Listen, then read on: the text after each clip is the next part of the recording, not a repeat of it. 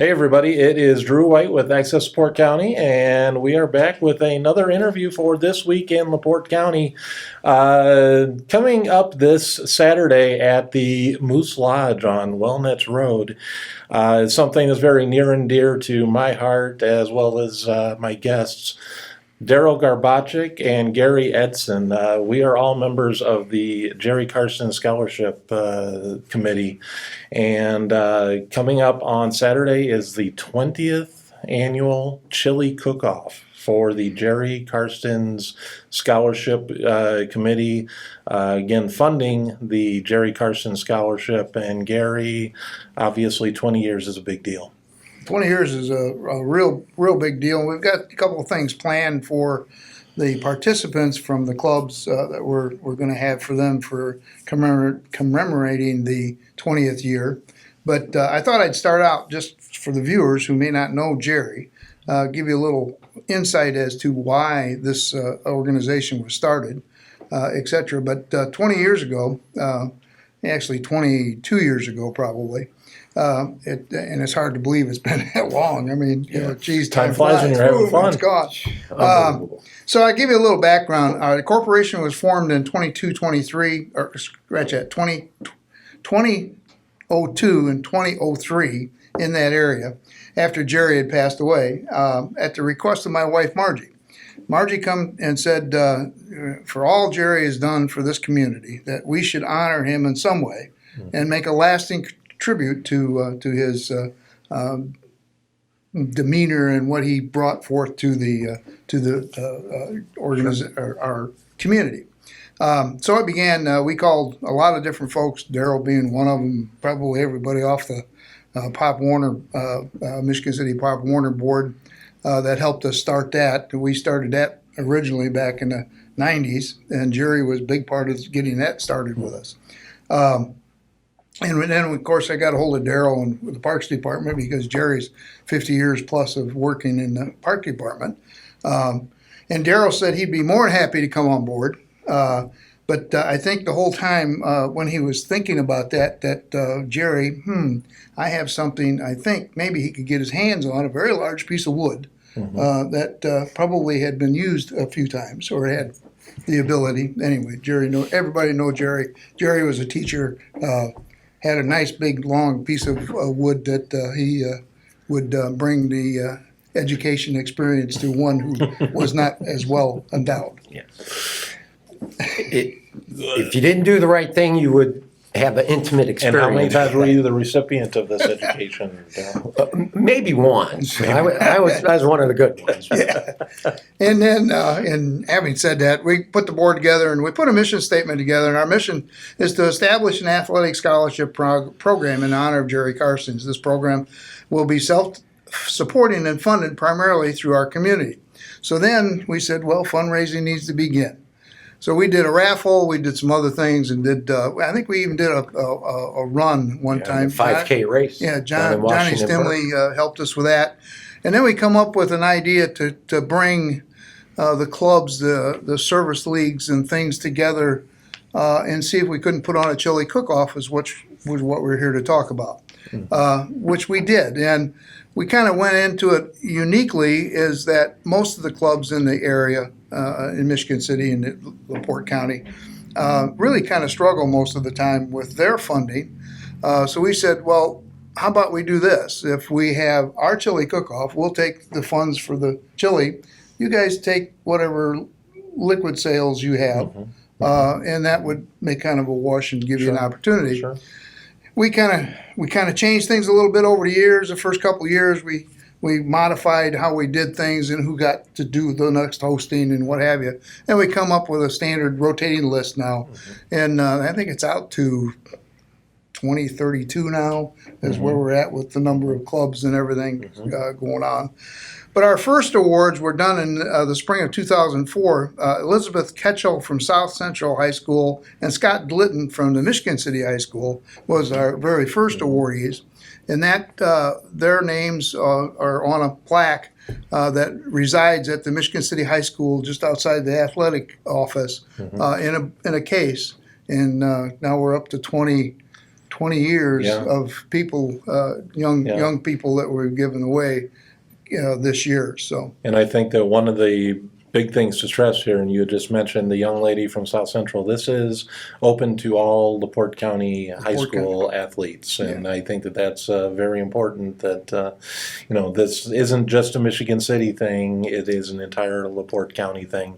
Last year's winners were someone near and dear to me from New Prairie High School, Jaden Winters, who was a state qualifying golfer. right. And also Ryan Kuma, who is very well known throughout the community, was a really good tennis player and a really good baseball player. But over the years, a lot of really deserving good kids. And I know that when the applications come in, it's one of those things that's very difficult to weed through and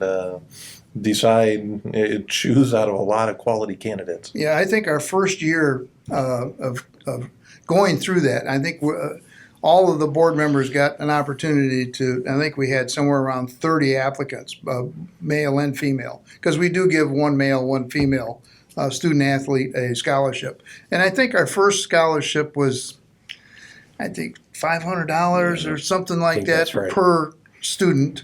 And now we're up to, I think, about $1,500 per student. And this is all really related back to the chili cook-off. Those funds are what continuously keeps this funded. And it's our community and the service league and the Elks and all of the different clubs that really make this happen. If it wasn't for their participation and all of the people's participation in that, we would be struggling for funds. Yeah, and I mean, it's hard to sit here and list everyone because we don't want to mention one because we might fear missing someone. But a lot of the service organizations have been there every single year, and they continue to come out and For 20 years. Yeah. For 20 years, they've supported us willingly. And it's a lot of fun too. And Daryl, this is like the longest I've ever heard you go without really considerably speaking. Let this be the public welcome back to Michigan City from the land of Culver and back in the saddle. And it's great to see you getting back involved with the Carson Scholarship. Yeah, absolutely. First, thank you. And it is great to be back, and especially back with Karsten's athletic scholarship. A couple things to follow up on. Originally, the concept was the winner would get to host it at their club, which was fine and a good thing as it started. But in the early days, I think it was the Moose seemed to, I'll call it the Jeff Santana chili era, capitalized on that type of thing. So, and then also, Gary's right, the process of going through those essays, and that's part of the application process, is tedious, and they do a really, really good job. And I think we need to give some kudos to Ree Labai, who was a long time teacher with Jerry at Barker. In fact, they were when I was in junior high many, many years ago. That's who my teachers were. And then I'll also mention that I know Ryan Kuma is at Purdue, so the scholarship is important. We don't hold that against him, though. Well, no, we don't. We don't hold that against him. And it's a good school. Ryan's a good kid. I'm hoping they get their national championship this year. I am saying that as an IU fan. I'm hoping that they get their championship this year. I'm surprised to hear you put it in those terms. So I want to see all of my friends that are Purdue fans that have suffered so long. I want to see them get that banner. That's fair. That's fair. But Once. Yeah. Once. But One of the so you had mentioned that you had Jerry and Ree as teachers. Well, one of the little trivia facts for me is I actually had the best of both worlds because my seventh grade year, Jerry was my teacher and he retired that summer, which fed into Donnie Thomas taking over. So two really big names in Michigan City. I was able to get them in back-to-back years, but I've always been thankful that I was able to have Jerry for that one year. And I mean, he's just a very wonderful individual, and he was such a great inspiration for kids and role model. Yeah, no question. And I think Jerry, for up to 3 generations of families, taught just for years and years, and not only a teacher and a coach, but a respected official in about certainly in football, baseball, and basketball. Right. And he won the IHSAA Baseball Official of the Year, I think a couple times, and maybe once in basketball. And I think the thing that I learned, and I'll say this, I wouldn't be where I'm at today, or hopefully I'm a pretty decent guy and the man that I am, without having Jerry's influence, because not only was he my football coach and teacher, but those 50 years that he worked for the Park and Recreation Department, when I got started, that's really who taught me the ropes and how to do things right. And that was back when I was young and I knew that I knew it all. Now that I'm old, sometimes I just think about, maybe I do. Yeah. But he was known for being fair. And I think that's why he was respected in all facets of whatever he did, whether it was at church. His Lord was very important to him, and his family. But after that, it was teaching and certainly sports. Yeah. So he's an icon, not only in LaPorte County, but the state of Indiana for his officiating. Yeah. And I think that one of the most important things to stress about him, I mean, it was never about him. I mean, he had opportunities. If he wanted to be a head coach, if he wanted to do something that was a little bit more, hey, look at me, that wasn't Jerry. He was more interested in working with the younger kids. He was more interested in the betterment. And I think that kind of goes along with how important it is that this is open to all kids in LaPorte County, because as important as the kids of Michigan City were, he wanted all kids to succeed. He wanted all kids to be involved. That's why we stress it is for all LaPorte County high schools. And we've made that very, very clear to everyone. That and we've had probably an equal amount of scholarships from each of the LaPorte County high schools, and it's really quite interesting. Some years we get a little more from one than the other as far as applicants go, but basically it's been relatively evenly distributed throughout the school systems in LaPorte County. So. Right. So again, it is Saturday coming up at the Moose Lodge. Again, Moose is now located on Walnut Road at the old White Eagle Park. And it's noon until 3. Come on out. $5. It's $5 for a bowl. You get to go around and sample, and I think we have 12. I think 11, 12 entrants. You can sample their chili. Do whatever you want to do. That we ask that the clubs bring enough chili to make sure that we have chili. Yeah. And that's the same price we started at to get Same in. price we. I'd like to make a motion. We raised the price. No inflation here, Yeah. Daryl. Yeah, and if you can't have a nice lunch on $5, something's wrong. Yeah, So, but beverages will be available from the bar, and might have some other prizes that you might be able to throw some entries in for, and we will have some celebrity judges, but we're not going to announce them just yet because we're still in the works.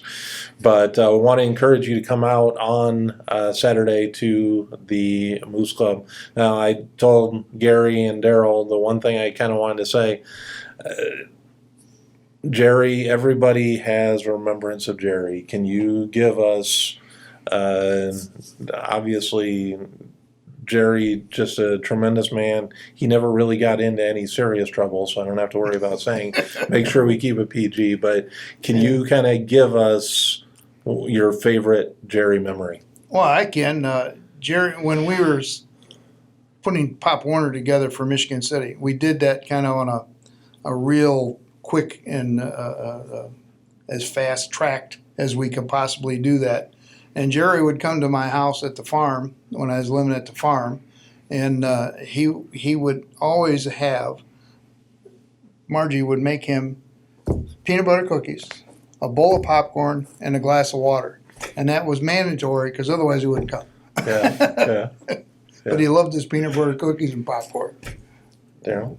Well, I'll segue off that just to say, and Jerry took extremely good care of himself. Mm-hmm. He didn't drink or smoke. Yeah. He's also known for wearing his shorts and his high top Converse in the dead of winter, type of deal. Every now and then, Yes. then he would throw on some galoshes. It would still be t-shirt and shorts, but he would wear the boots. That's right. In fact, even at his children's wedding, he would, on the toast, he'd have water, type of thing. Yeah. Probably my favorite memory is a unique one. I'll call it to introduce, but before Patriot Park, and I should add that it was a really nice ordeal with Patriot Park because a field was named after Jerry Karsten's Field. Mm-hmm. I'm going to give two stories now that I mentioned That's this, all right. if I could. So Molly helped us, Jerry's wife, and she's no longer with us as well.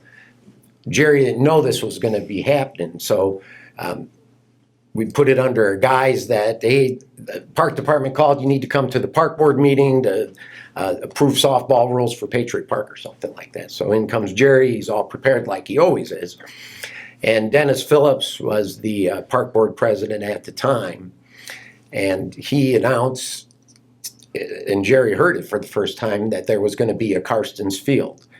And that was probably the first time I ever saw Jerry at a bit of a loss for words.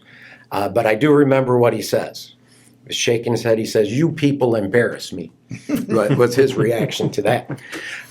Along with that, when I was first named recreation director, again, Dennis Phillips, who also is no longer with us, was the president. And he introduced me at that meeting. The last thing he said was, "And you wouldn't be getting this if I wasn't all right with Jerry Karsten's," which that was as big an honor, if not more, from getting the position. But my favorite recollection is the old Adams Park, where not the park, that's not a good recollection, but prior to Patriot Park, every Sunday morning, Jerry and I were the first ones out there, because right after church, Jerry would officiate probably a half a dozen softball games or better throughout the day. And it'd be him and I in the parking lot, and he'd open up the trunk, and there was a historical inventory of any kind of softball you can imagine, from 16-inch, 14 inches, 12 inches, different brands. But also, that's where Jerry changed clothes. So I got to see Jerry in his underwear in the parking lot. Not that I wanted to, but that's the way it worked. So. Yeah. No, there's so much truth to it. And, we just had the snow event a couple of weeks ago, but seriously, he would have been out there Right. waiting for us to get off the buses in shorts and a t-shirt. There was no wearing a coat. It didn't matter how cold it was, how much snow there was. Jerry t-shirt and shorts. And that's a good point too, because it really had to be bad weather for Jerry to call a game. If he was there to officiate, you were going to play unless it was really football. bad. Yeah, absolutely. You're going to play. So, Yeah, but anyway, we really quickly touched on Daryl. Welcome home. thank you. I know your new position with the city has you busy, but Correct. Good to see you back here. Good to be in back. the homestead. Yeah, and it's really an exciting time for Michigan City, I feel. Frankly, it's why I am back working with the city and the leadership of Mayor Angie. And really, she's been able to assemble what I'll call it a half-century all-star team of directors and assistant directors and board members. She's tapped into people that have had decades of, and I'm hesitate to say this, but the good ones is what she's been able to get. So it's been refreshing. A lot of work to do, but things are going well. Awesome. Gary, any closing? Yeah, just to reiterate, that's February 17th, Saturday at noon. Yep. And till 3 o'clock, and try to make it out and have some fun. Right. Very good. All right. So we will hope to see as many of you as possible out at the Moose Club, Moose Lodge on Wellness Road on Saturday, February 17th. February The key 17th. is we're recording this right now, but nobody's going to see it until after. I know. Yeah. But again, we'll have some information right after this segment, so if you need any more details, go ahead and see that. But Daryl and Gary, thank you very much for coming in today and talking about Jerry Karstens, and we'll hope to see you out there on Saturday. Until next time, for Access Port County, I'm Drew White.